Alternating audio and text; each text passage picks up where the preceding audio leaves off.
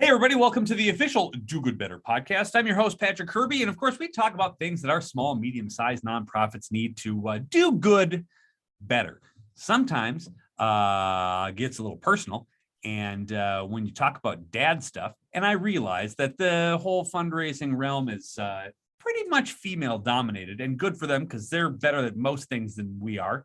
But there's a lot of dads, there's a lot of guys out there that we don't really talk a lot about mental health, stress, all the good stuff that happens specifically for guys, and I think dads in general in the fundraising world. So because it's my show and I can do whatever I want, I decided that we're going to talk about that today. And funny, because this whole world that we live in social media, you bump into very funny and very awesome human beings on the interwebs. And one of those people is with me today. And we're going to talk about dad stuff. Nick, you can find him on Instagram at Dadding Greatly. Is with us today. We're going to talk a little bit about mental health stuff. We're going to talk about maybe some marketing stuff, but we're going to talk about it from a perspective of guys and dads and all those good things. Nick, welcome to the official Do Good Better podcast. Hey. Happy to be here. So here's a question. I'm going to start off right away.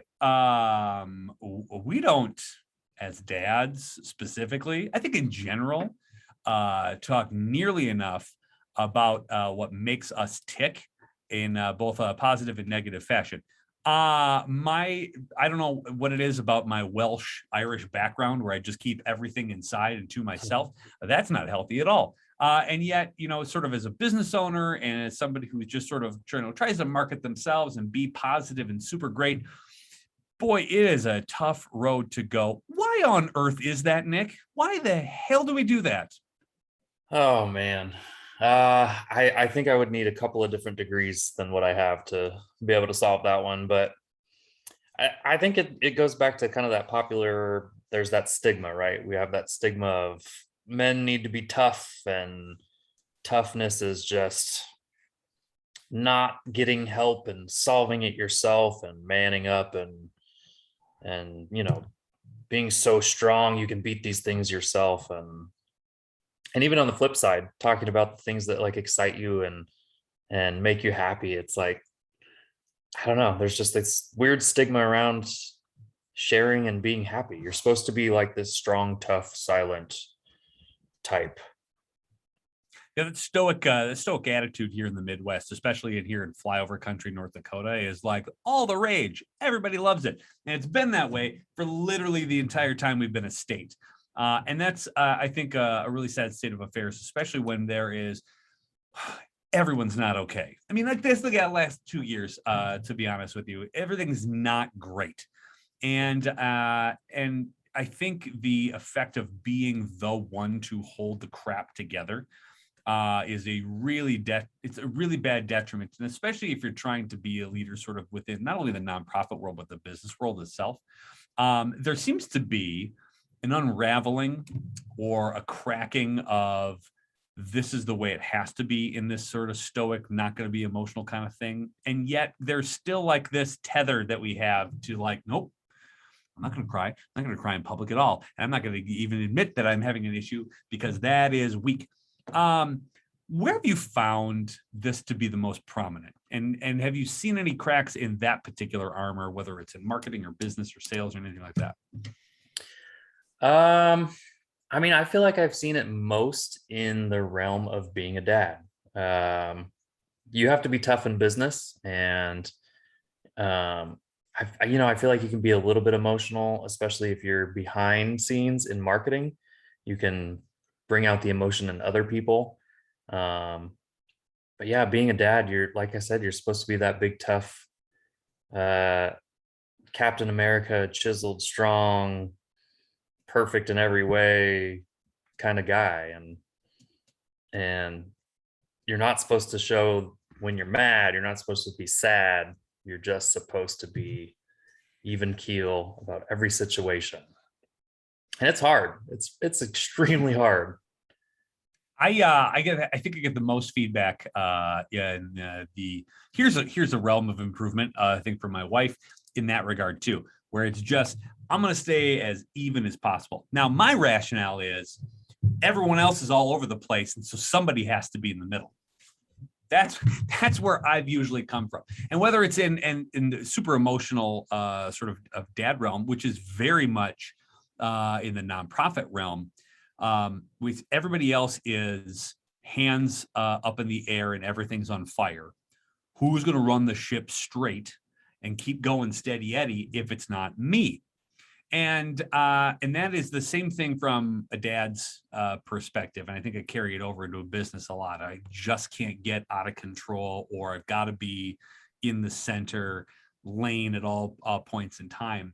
How do we get out of this? Because that's a rut that I have yet to figure out how to get out of. And as the sort of years drag on, it gets a little bit more tolling.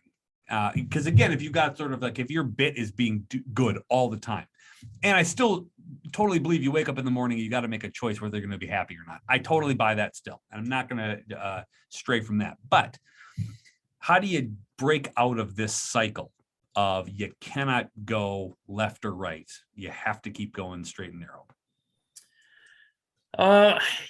It takes practice, just like anything else. And I think the later you start in life, the harder it's going to be. I'm 36. So if I just started practicing this last year, then I have 35 years worth of experience and past to figure out how to reverse course here. I actually went through a really great growth workshop. So I can't even admit that I've done this on my own. I went through a growth workshop. A buddy on Instagram wanted to throw a pilot together, so I was a test dummy. It was actually really eye-opening, though. It's all about, like, not everything's rainbows and butterflies. 50% of the time it's going to be negative, and 50% of the time it's going to be positive. And why are we always expending so much energy trying to only chase the positive? I'm like totally nutshelling this, but it makes the negative even more, crazy when you have to go through it if you're always thinking everything has to be positive, right? So just kind of taking a step back and saying, like, okay, this is negative, this sucks, but it's not going to be like this forever. It's going to go back to the middle, right? I'm a big baseball fan. Everything goes back to kind of average. So it sucks right now, and just kind of sit in that suckiness and just let it be. And I've kind of adopted that a little bit at home, and I'm trying to do it in front of my kids. So when I start to feel like really mad at something, instead of hiding it and just feeling like crap inside, and my stomach starts to hurt, and I'm like shaking a little bit because I'm so mad, because I don't want my kids to see that, right? Instead, I've just been kind of adopting and practicing, still not perfect at it yet, but practicing, like, listen, I'm mad right now. Like, it's okay to be mad, and it's okay for them to see me mad. And I'm going to walk through what I'm feeling right now with them so that they know what I'm thinking, why I'm mad, and how I'm kind of trying to recover from being mad. So I can give an exact example. Yesterday, I ordered a boxing bag for my house. It's like 3 pieces, and it was supposed to be able to just like screw the middle piece onto the base and screw the top piece onto the middle piece, and voila, you have a boxing bag. And mine would not screw on. I was trying to screw it on, it wasn't working. I was trying to shove it on, it wasn't working. And I was like losing my mind. I was like, I just want something to be simple. There's like 4 instructions. I don't understand what I'm doing wrong. This makes me feel stupid. And I wanted to just like chuck the thing back out the front door and go slam my door. And I was like, okay, here we go. I'm just gonna sit. I'm just gonna sit in the anger. And my kids could see it on my face, and they're like, "Are you mad?" And I was like, "Yes, I am. I'm very mad." And they're like, "Why?" And I was like, "Because there's six steps on this boxing bag, and I can't seem to put it together, and it's making me feel really dumb." And they're like, "Well, mouth of babes type stuff. Like, well, you're not dumb. You're like the smartest person I know." And it's like, okay, thank you. That's starting to make me feel a little better. Like, but you don't think of that stuff for yourself when you're in the thick of it, I like your baseball. Yeah, I like your baseball analogy too, where Hall of Fame numbers are like 3 out of 10, right? You're batting 300 your entire career. That's Hall of Fame numbers. You're cracking in like that's your average. Sure, great. You can be mad like Yeah. 70% of the time. You're positive 33.5%. All of a sudden, you're home runs all the time. It's great. I do like that too. I find myself. It's funny. I often said to my dad, like, "Why are you repeating yourself all the time?" Because then his response would be, "Look, if you listen the first, 40, I wouldn't have to do that."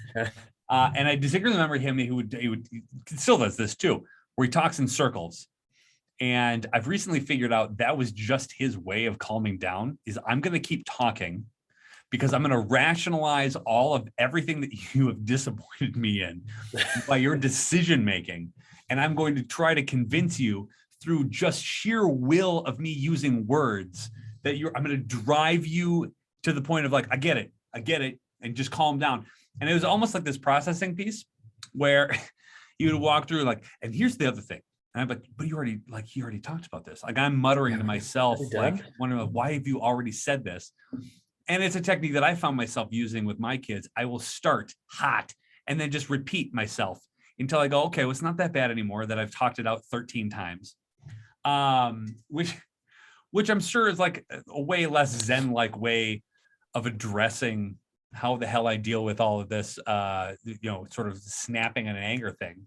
But that's how I'll deal with it. I will just talk until I am blue in the face, which then leads me to the conclusion that it wasn't really that big of a deal in the first place. And I got my point across 17 consecutive times, and maybe that'll have them listen the next time, which of course it doesn't. No, because they're kids, and they don't listen. Maybe 10 minutes before they fall back into that routine. Maybe. Yeah. Why can't you it's bedtime. Stop talking. I'll come in 13 times. Exactly. That makes me feel better because my kids do the exact same thing. So we're all in the same boat. Your misery makes me feel better, doesn't that? That's exactly right. This is why we're here today. It's the practice makes perfect in the job realm too. And I think that's one of those things where how do you not take the frustration of work and then bring it home? That's a light switch I can't turn off very often. And I'll give you an example too, where in the morning I have a routine. I like switching up routines all the time. Like I'm an outside of the box, creative sort of thinker and writer. Mm-hmm. But in the morning, I need to wake up in absolute quiet. I need to have coffee. I need to have at least 2.5 cups before I'm even functional, before a child wakes up. And then any deviation of whatever my morning routine is, I'm in now a crazed funk. Yeah, what's wrong? Yeah. Why are you so ornery? Because I only got 1 cup of coffee before you poked your head up, and now you're asking questions of me. How on earth? And again, I probably know its practices are perfect, but what are the small things that we can do as dads or guys in general when it comes to the business routine that you wake up every day? If you're not a dad, you're just a guy in the business. How do we switch up so that doesn't derail an entire morning based on the 1 or 2 things that we have to get done that don't?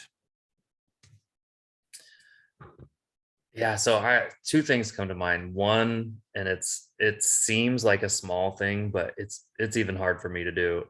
You really have to set a boundary and just turn it off. So at the end of the day, well, let's start with the beginning of the day, right? I am the worst at this. I wake up, my alarm goes off, I roll over, I hit turn off, and I immediately swipe it up and check my email. It'll be like 6 a.m. in the morning. I'm already checking work emails. Super unhealthy. We all know that this is unhealthy.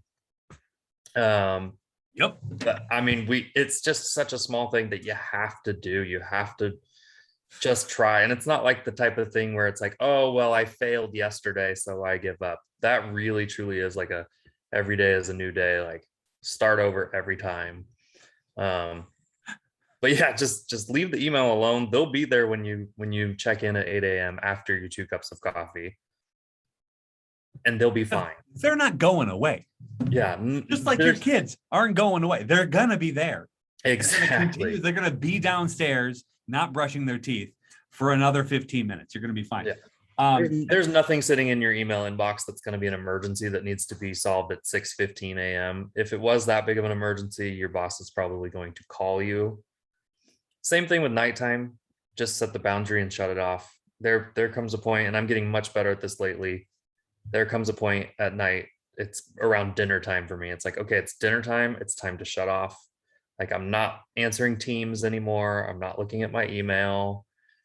If you text me and you're from work and it's important, I'll text you back, but I'm not calling you back. And you have to set that boundary and you have to stick to it.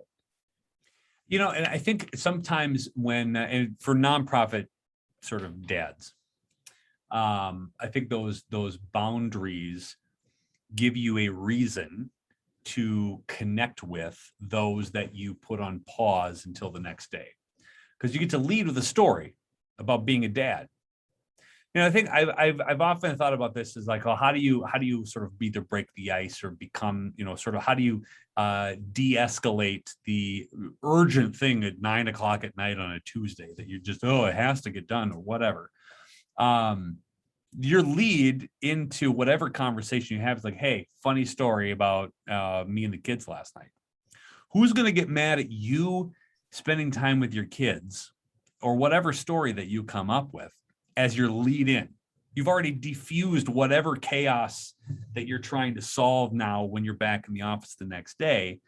And then you put it back on that person who's demanding of your time that's outside of the scope of your mental wellness, on a regular basis. I'm terrible about this because I own my own business and I'm constantly thinking about it anyway.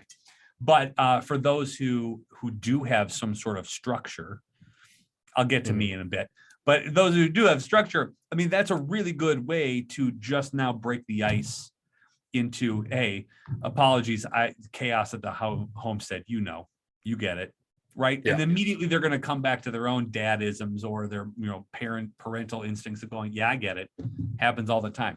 Now you can start off on your like regular foot.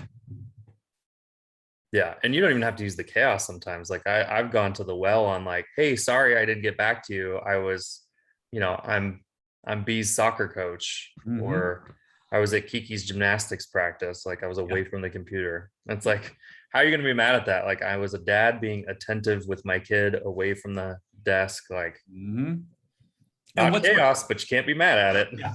And what sort of client, what sort of donor, what sort of coworker, what sort of board member do you really want to be associated that gets upset at the fact that you're trying to do dad stuff or being a parent or being a spouse? Like, really? Like, you're going to get mad. Now I don't have time for you because all of a sudden you're speaking nonsense because I decided to take my responsibility as a dad as like the number one for the day. Okay. And you already know where they stand. So now you don't even have to worry about it because any negative response to you being a dad now is a general indictment on that individual, not you. Yeah. I think it helps kind of manage the expectation game and the undue stress that we put ourselves that try to make sure that we can do everything at once. Yeah. So you can't. I have a funny story for you. Nonprofit dad, work-life balance, all related. I had a boss who did not have children, and it showed wildly. Yep. And I actually got written into my annual evaluation that I had to do a better job of work-life balance because I was being distracted by my kids at home. I love that. That's perfect. Yes. Great. Yes. And people are always like, didn't that make you super angry? And I was like, no, I actually kind of laughed. I was like, okay. Because 10 a.m. were our staff meetings, and that time was reserved for work. So I need to do a better job of talking to my kids and telling them not to come in the room when I was on that Zoom chat. Yep. And I just thought like, okay, talk to them. Why didn't I ever think of that? I should have just done that from the get-go. Because you just have to tell your kids, don't come into the room while I'm on the Zoom, and they will definitely follow those directions and not need crayons all of a sudden, throw something away in the garbage can next to you, even though there's 7 other garbage cans in the house, check on you because they heard you stop talking and they wanted to make sure you were okay. Yeah. I think it would be beneficial to those who don't have kids is to host a webinar with my kids, and then you try to deal with that. And if you can, then I'm the bad guy for sure. Absolutely. You arrange a meeting with my children, and then you try to corral them into figuring out whatever needs that you have, boss man, and in figuring that out. I think it's funny too that most I think most bosses, I think who are male, who do have kids, try to deny the fact that they're dealing with that as well. And I think there's some sort of like internal thing. They're like, no, that's not me. I'm not going to be the guy. Yeah, you are. You're the guy. You're just trying to hide whatever it is that your issues, throwing them on me. No, get out of my face. I don't like that at all. When is it appropriate to undo those particular boundaries, or when do the kids, or is it ever, where the kids are now involved in your own boundaries, and that you've got to go and say, no, this is now my time. This is my work time as well. Because I think it can work both ways too, where you've got to sort of lay down, there's an expectation that, we have jobs and responsibilities. We're responsible for you. Yeah. But there is a time and a place where I need to do this and get this done. And they've got to understand that as well, because they're going to eventually have to learn it horribly, I guess, as a waiter or dishwasher or whatever their first job is, that there's an expectation of your being responsible too. When is that a line that we got to bring up? Oh man, that's even more difficult. I always joke with my wife, don't crack, right? So we have the kids home for Thanksgiving break right now. And we have told them from the start, we're still working Monday, Tuesday, Wednesday. We still have calls. We still have work to do. We can't play. Sorry. Like, we're not trying to be horrible parents. We're not trying to ignore you. This is just the reality that you guys have nothing to do, and we still have 8 hours worth of work. So that's us kind of verbally setting that loose boundary. So then they, of course, 8:30 in the morning, it's like, can I have a snack? And if it's quick enough, it's like, yeah, go, just do your thing. But my kids are like complex questions, like, can you make me hot cocoa with peppermint in it, and involves hot water and a burner and melting things. And so it's like, no, not right now. And then I'll hear them go and ask mom. It's like, and I'll don't crack, because if she gets up and does it, that signals to them, okay, we just got to go from one parent to the next and go back and forth over and over again. And eventually they'll say yes, and they'll get up and do it. So you just have to hunker down, don't crack, stick to the boundary, say no a million times. But the one time you get up, you say yes and get up and do something for them that they could have done for themselves, or they didn't actually need. It's done. You're done. You're done for. I use an obnoxious amount of sarcasm with my children at this point in my life, because I think they're old enough to understand that it's sarcasm, and then it registers that they're being annoying. And that's my new technique in order for me to stay sane in conversations that make me insane, typically. Where 70% of conversations with kids, right? Yeah, pretty much. That's how I deal with that as all. Where my oldest will resist doing guitar practice, and it goes, oh, it's just hard, and I go, oh, is it? Is the thing that we have done a million times over so difficult that it's, oh man, I'm just so sorry. Man, I only wish there's some way that you could get better at doing any of these things. And then they'll just stare at me. Are you using sarcasm? Yes, I am. That makes me. Yep. Are there techniques that you have found, like sarcasm, that work particularly well for you, not snapping in a way that is unhealthy when dealing with your children? The only one I've found is sarcasm. Yeah. I think you just said an exact quote that I have used before. Mm-hmm. It always comes with cleaning. It's time to clean up. Oh, yeah. my leg hurts. Mm-hmm. Like, oh man, it does. Mm-hmm. I feel so sorry for you. Well, maybe you should stand up and stretch it out while you're bending over and picking things up and putting them away. Yeah. Shoot, beyond sarcasm, how do you not snap? I think this is a good question for some kind of commentary or chat in the section of this podcast. This is one of those books where like ways to reduce your own stress by not snapping at your children in that sense. I've always been in awe of the dads who seemingly forever, like from birth until like way older when they're adults, that they just have a command of their children by looks and not sarcasm alone.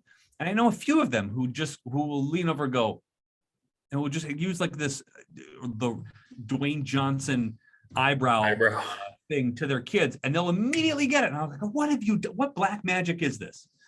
And again, I realized that I gave my kids genetics that they're exactly like me. So I'm dealing with a bunch of me's. I don't like dealing with me. I am obnoxious with full of, caffeine and sugar. And so I don't want to deal with this. And that's the irony, where I have to deal with this and then to come back to a handful of little people who are like my clones, personality wise. Thank God they look like their mother, but like personality wise, they're exactly like me. And I got to deal with this. That's not fair. This is why I think my parents laugh about it. Where they're like, this is sweet justice. Oh yeah, totally. They're not even, there's no empathy from my parents at all. I'll call my mom and be like, oh man, my kids are doing this. And I'll be so frustrated. And she'll be like, oh man, I wonder, there's that same sarcasm back at me. Oh, I wonder where on earth they could have gotten that. And I'm like, I don't do that. She'll go, well, yeah, maybe not anymore, but you sure did it a lot when you were 8. I'm like, whatever. Although I can say that with my older boy, some of the stuff doesn't work anymore. He's 8 and he's just clever as hell. I know. But my 4-year-old daughter is still young enough that she calls it my big dog voice. And there's a very fine line between going too far on my big dog voice and it scares her and makes her cry, which then breaks my heart. Yep. It's the worst. But there's like 1 degree under it that I can get to that is just like that, the Rock eyebrow, where she'll hear it and she'll go, oh crap, he's not playing. I better do it. There is and again, you're kind of heavy into the into Instagram too, where you have the perfect mom squads where they're all put together and they've got their kids done and everybody's dolled up and everything on Instagram and Facebook and everything else is fake anyway, right? It's the best version of ourselves that we post. We don't post the crazy stuff all the time because that would be, well, it's it's a little weird and awkward.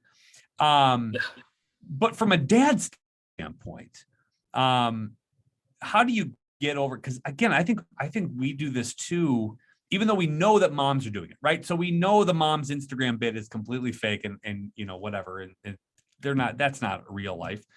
And I almost find myself when there's other dads who are like, hey, here's what I did. I took my kids hiking and we made granola berries from the nature, whatever, and we did that. I'm like, no, you didn't. And yet I still look at it and I go, God, I'm not doing enough as a dad too. I'm coming home and I'm coaching, sports. I'm there at dinner time, damn near every single night. I'm pinging back and forth to do school stuff and whatever. And I'm due back at the home in 23 minutes to get the kids off the bus, 2-3 times a week, as we sort of trade off my wife and I.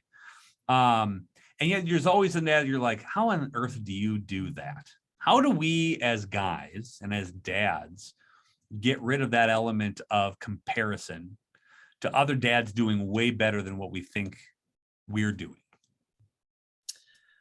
Yeah, I mean, I think you're right. Going back, we don't post the negative because we don't go to the movies to watch sad endings, right? We want to see the happy endings. Right. So Instagram is the same thing. Right. And it's just kind of hard no one's going to stop in the moment. Like, oh, my kid, I'm screaming at my kid. Let me stop and take a selfie. Like, versus your kid is doing something adorable and you're like, let me capture a picture of this. So I kind of give people a little bit of credit, a little bit of leeway for that, thinking like, if it's kind of clear, what I go for is just like, I try to show that I'm just being engaged, and the easy, simple ways of being engaged with my kids. That's not super over the top, because that's what they're going to remember. And then hopefully that type of smaller thing inspires another dad just to be engaged, and that it doesn't take that much effort, right? That's kind of what I'm going for on Instagram, at least. I feel like we're not dumb. You can kind of tell. Like my kids just yesterday, they're looking at our tree, and we have this annual tradition where we jump in the pile of leaves, and they love it. They look forward to it. To me, it is literally just like we wait till the leaves are completely off the tree, put them into a big pile, we jump in it until the pile scatters, pile it back up, jump in it again, right? I'm not posting this like filtered, like, look at our pretty, like the leaves are so beautiful and all my kids are decked out in, sponsored Gap gear, and here's the link where you can buy it all, and I'm holding my Starbucks in the background. Like, it's just kids jumping in a pile of leaves, really, at the end of the day, and they love it, and that's what they're going to remember. So kind of going back to your question, how do you not compare to others? Your kids aren't going to remember all of these things that this other dad did for their kids. They don't even know. So really, there is no comparison. Your number one target audience is your kids, right? If we're using marketing terms, your demographic is your kids. Like, be engaged, be present, do what they're going to remember, not what your Instagram account is going to remember. And they don't know who the hell these people. Yeah, they don't know who the hell these people are. They're not on Instagram in itself. You are. And again, comparison, the great thief of joy anyway, where you're looking like you're trying to impress. Like, this is the other thing too, where I think we can get into it, and I'm guilty of it myself, especially doing any sort of business post or anything like that. I'm spending a great deal of time trying to impress people that have no interest in me at all.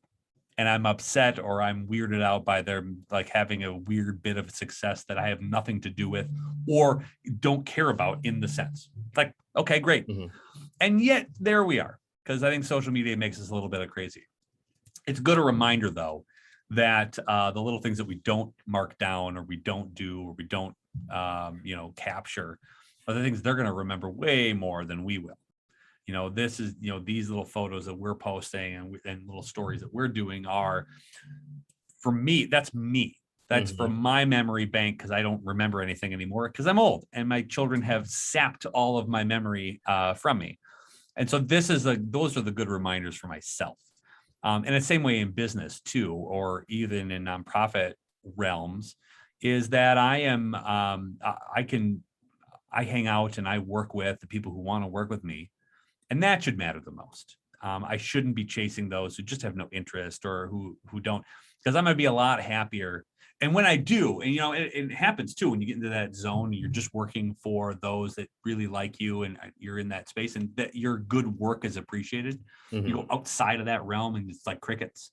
Yeah. And why on earth do we go there, where we've got this wonderful thing, either back at home or back at the office, or back in what we're doing professionally? And I think as dads, I think we should always remember that too, is their view is just you as a dad. That's it. That's all their view is. And so they don't care about anybody else. Why on earth should you? Yeah, exactly. I always think in terms of Instagram and like social media too, I always think about, there was it's kind of an inside story between me and my wife, but we've always wanted a Chevy Tahoe. And this particular person we knew of got a Chevy Tahoe, and we were like, how can they afford a Tahoe and we can't? Like, we are like educated, middle class, degrees, good jobs, still can't afford a Tahoe. How did this person afford a Tahoe?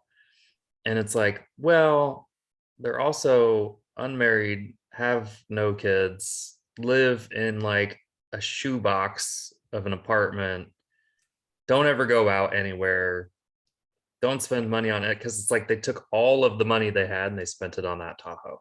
Mm-hmm. So I kind of think of that Tahoe as social media. It's like, well, how are you doing this? And it's like, well, what's the backstory? Like, yeah, we don't have the cool fancy Tahoe, but we have a little bit bigger of a house, and our kids, we can afford new shoes for them every, twice a year, because they run through shoes so quickly. Just stuff like that. It's like, it's a give and a take. We don't have the Tahoe, but we have all of these things. This person has the Tahoe, but they don't have anything else. Social media, the same way.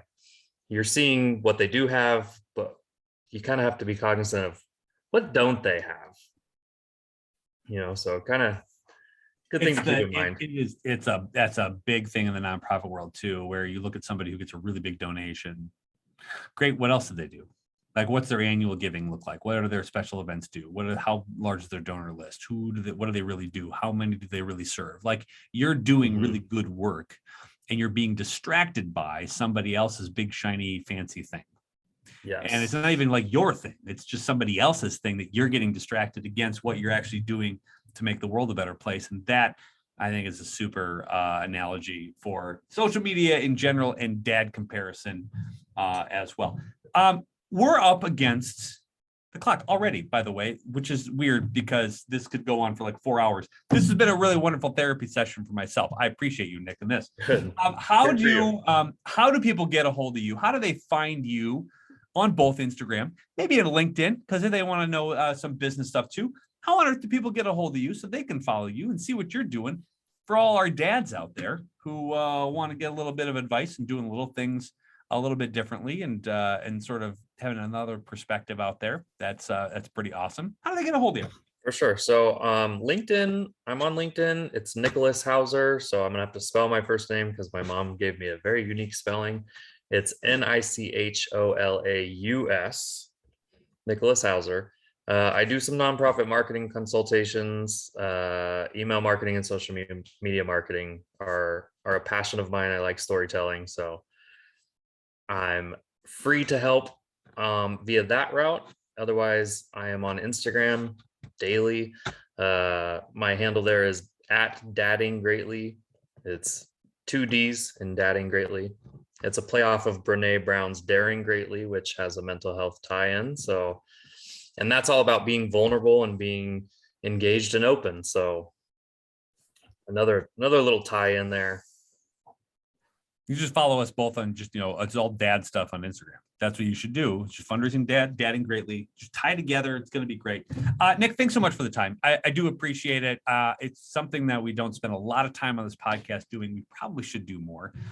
I've appreciated it exponentially more than probably, anybody in the office, because there's nobody else here, because this just meant a lot to me. I appreciate you, appreciate your perspective, appreciate your marketing skills. And it's just nice to follow somebody who has the same authentic sort of dad stuff on social media as I do. Awesome. Everybody should go check that out. And thank you so much for being a guest on the official Do Good Better podcast. Awesome. Thank you for having me.